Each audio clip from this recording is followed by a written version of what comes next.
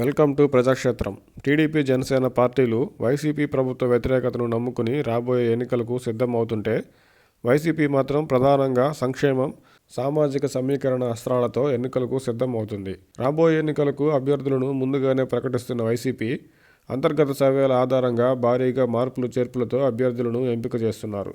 జగన్మోహన్ రెడ్డి గారు ఈసారి ఎన్నికలకు ప్రధానంగా 2-3 అంశాలపైనే ఎక్కువగా దృష్టి పెట్టినట్టు కనిపిస్తుంది. ఇప్పటికే కొన్ని నెలలుగా ప్రభుత్వం లేదా పార్టీ నిర్వహించే కార్యక్రమాలలో గత 4 ఏళ్లలో వివిధ రకాల పథకాల ద్వారా అందించిన సంక్షేమాన్ని విస్తృతంగా ప్రచారం చేస్తున్నారు. వైసీపీ ప్రభుత్వం ద్వారా మీకు మేలు జరిగి ఉంటే వైసీపీకి, జగన్ గారికి మద్దతుగా ఉండాలని పదే పదే చెప్పడం చూస్తూనే ఉన్నాం. పొత్తులతో నిమిత్తం లేకుండా ప్రభుత్వ సంక్షేమ పథకాల లబ్ధిదారులు వైసీపీకి అనుకూలంగా ఉన్నారు. అదే వైసీపీకి ఇప్పుడున్న రాజకీయ లెక్కల్లో అతిపెద్ద సానుకూల అంశం. ఇప్పటికే టీడీపీ మేనిఫెస్టోలోని కొన్ని పథకాలను ప్రకటించినా ఇప్పటికైతే ప్రస్తుత సంక్షేమ లబ్ధిదారులు వైసీపీకే మద్దతు ఇచ్చేలా ఉన్నారు. అయితే రాబోయే ఎన్నికలకు ఇరుపక్షాలు పూర్తిస్థాయి మేనిఫెస్టో, ఉచిత పథకాలను ప్రకటిస్తే ఆయా వర్గాల్లో ప్రస్తుతం వైసీపీకి ఉన్న అనుకూలత ఏమైనా మారుతుందో లేదో చూడాలి.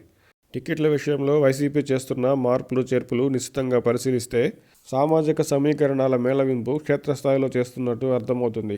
అభివృద్ధి కంటే కులాల ఆధారంగానే రాజకీయాలు కేంద్రీకృతమైన ఆంధ్రప్రదేశ్లో 2019 ఎన్నికల్లోనే ఇప్పటి వరకు పెద్దగా అవకాశాలు రాని సామాజిక వర్గాల వారికి టికెట్లు ఇచ్చి వైసీపీ లాభపడింది.